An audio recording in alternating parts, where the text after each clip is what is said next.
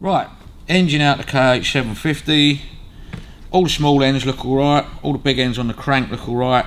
Not picking up any noise on the crank when all the con rods are held up, so I don't think it's anything to do with that. Obviously when it's running, there's a horrible noise here. Pull the clutch in and the noise goes. We thought it was that oil seal, which we've put back in. Hasn't popped out again. Started it up, it was quiet for about 8 seconds, and then the noise came back. Oh, okay. Which probably means it's something picking up in the drivetrain. Right. Okay, but things we've found so far, that's your gearbox main shaft there. That sits in there. Okay, and it's literally just a splash of oil goes down in there, fills up that trough, and bleeds into there. Yeah. There's a mark on there, which I don't think is anywhere near big enough to make a constant noise. Yeah. This, on the other hand, we're in too deep now. We've got to check the bearings. Yeah. This is your generator system. Okay. Now that casing there, that generator system. These are magnets, yeah. Yeah. And that's got magnets. It basically it's a electric motor running in reverse. It creates power, doesn't create energy. Yeah. Okay. Now these, when I took this off, I went like that, and a woodruff key fell out. Oh, okay. Okay. So it's either when they've put this together, there's no woodruff key in there, but if you look at those marks, that is the exact width for that woodruff key. So that's been sitting in there with that spinning all the time with a woodruff key in it. Lucky it didn't smash itself to smithereens, to be honest with you. So that would have been sitting up against one of these magnets here, against the edge of it. Yeah? Yeah. And just spinning on it. So possibly that could cause a noise, but it still doesn't equate to pulling the clutch in and out. Does that stop spinning when you pull the clutch in? No, that's spinning continuously. That's on all the time the bike's running, that's spinning. Right. But the other question is, where did that come from? The main shaft has got absolutely no end play at all. Whether it should have or not, I've got to look it all up, or shim it all up properly. So you've got no end play there at all, and you've got lots on the counter shaft. So we're going to have to split it and have a look. You've got to turn the engine over because it all splits in half that way. Yeah. If you're doing something like this, because of the way these barrels are, the barrel slides on, the head bolts are like that. They're right the way down inside. Yeah. So you want to protect these threads, just put a bit of shrink wrap on them or anything just to stop smudging the edge of the threads over. Just as a safety precaution. Right, so basically the engine splits down here, this line here, whether it should have a gasket, whether it's obviously completely been apart before because that's all silicone. So you've got to take all of these nuts off. I've taken off the scavenge pumps out the bottom. I think they need new flapper valves in them, which is quite common. So we'll get a new set of those. The thread's gone in the drain plug, so that's got to be repaired anyway.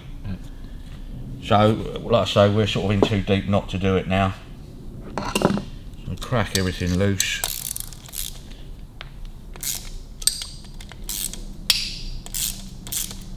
I'd expect to hear that crack on all of them realistically, which it isn't. These should all be torqued up to a certain tension. I think there's 23 of these or something, but you've got to get them. There's an order of tightening them up. You've got to make sure the threads are okay. Should they have washers? Shouldn't they have washers? I can smell thread lock already. You don't put these together with thread lock. Not a good idea.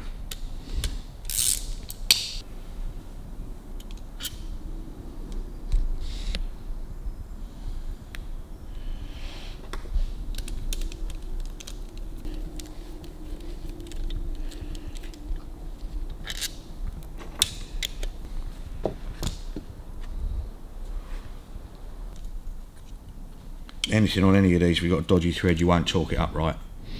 How do you know the thread's dodgy? Just by the way it's coming undone, I can feel it.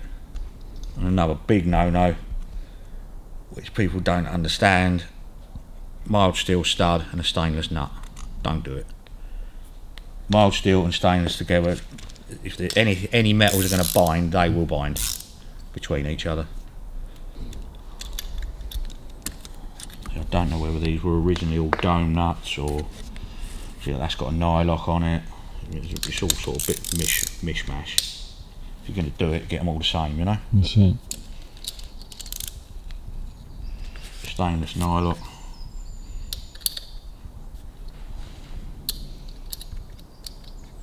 You need to get your washers off, because when you're trying to split the casings, the washers can jam in the threads. Okay.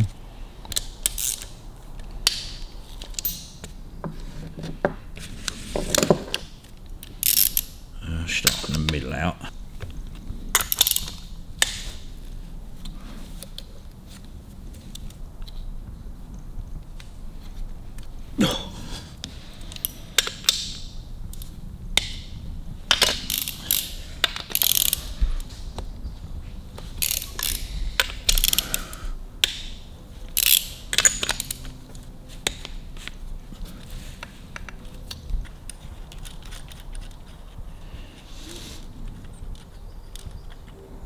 Hopefully when you pull it all apart, everything stays in the bottom casing. I don't know whether the oil seals are pegged or not. I don't think they are. Right. I think that's everything by the looks of it.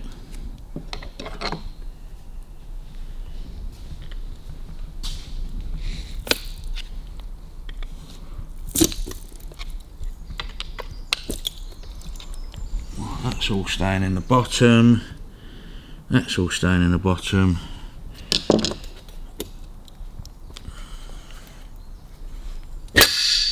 That'll be the kickstart spring.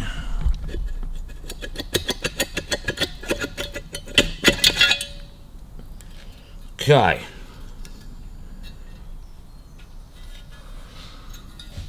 Right, the only bit that came out is the clutch oil seal.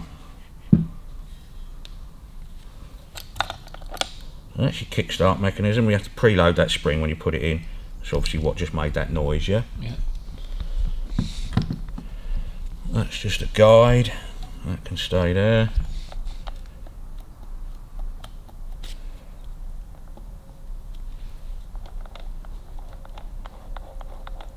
Quite a lot of build up in number 3.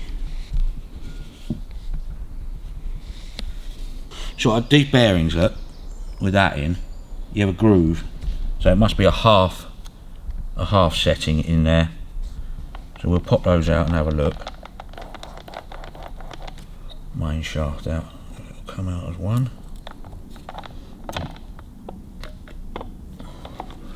Oil seal's been stuck in.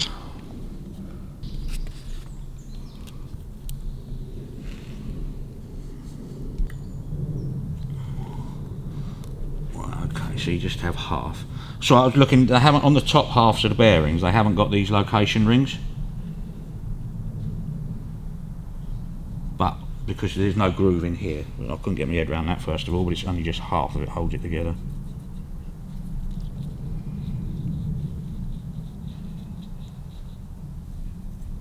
Right, there's no excessive noise on that, which is your main shaft.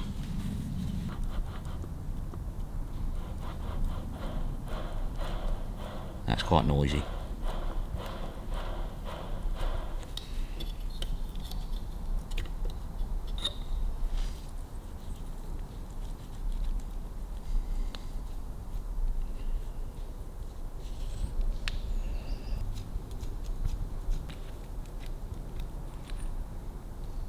I would say that's the wrong bearing. Shouldn't be moving that. It shouldn't have that much play in it. Yeah, that's not right. See all that? No, that's not right at all. So it's a case of that. There's nothing else in there that can make a noise. It's either that or that. That could have made a noise. That little bit of aluminium, which I don't think could have made a noise. This bearing, a little bit noisy.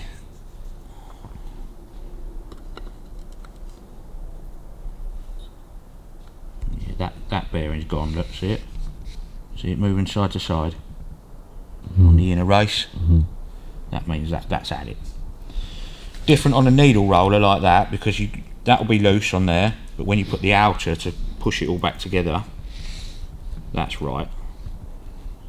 Wouldn't expect to see that much play on anything. That is wrong. I mean, I know it's located on that pin there.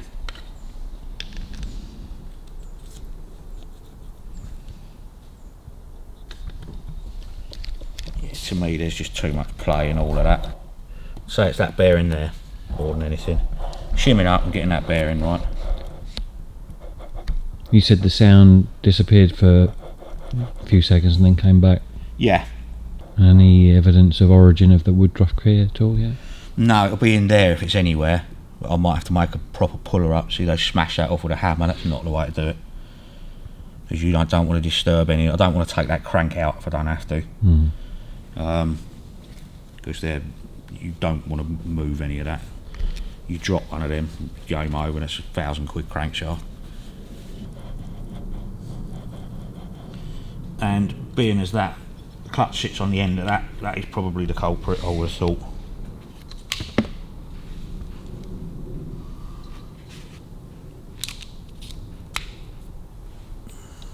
The right way round? No, that way.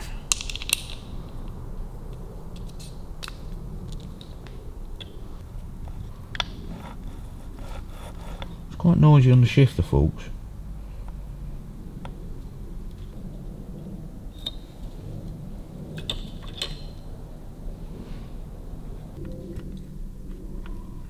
I'll check what the clearance should be on the shifter forks as well, because they seem quite loose.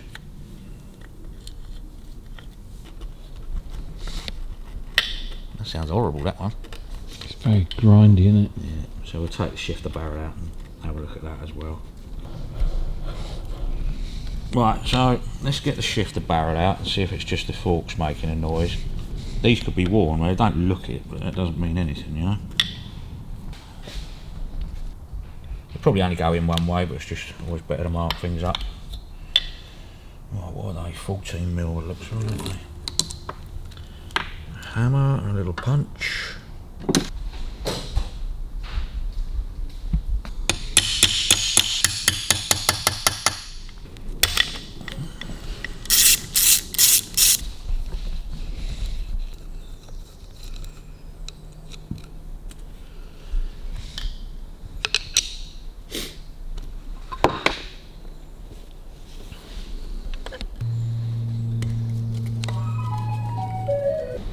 Shifter forks out of the way, we can put our bearings back in, and there's nothing else at all to be rubbing on anything.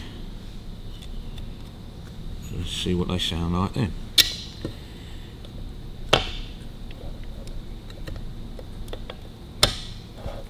Yeah, that's too noisy. So I would say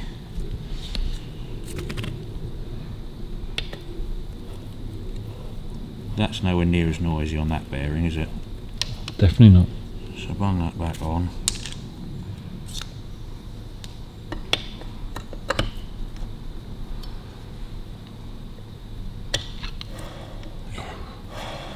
It's that bearing, isn't it?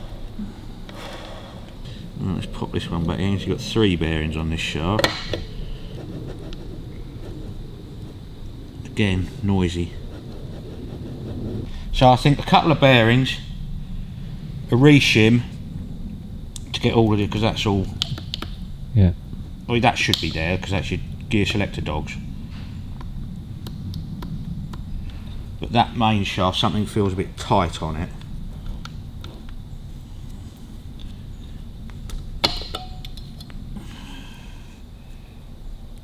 Oh, there you go. You can hardly turn that.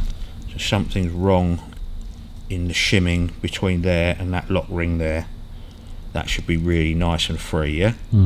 So you've got, that's only just about turnable by hand.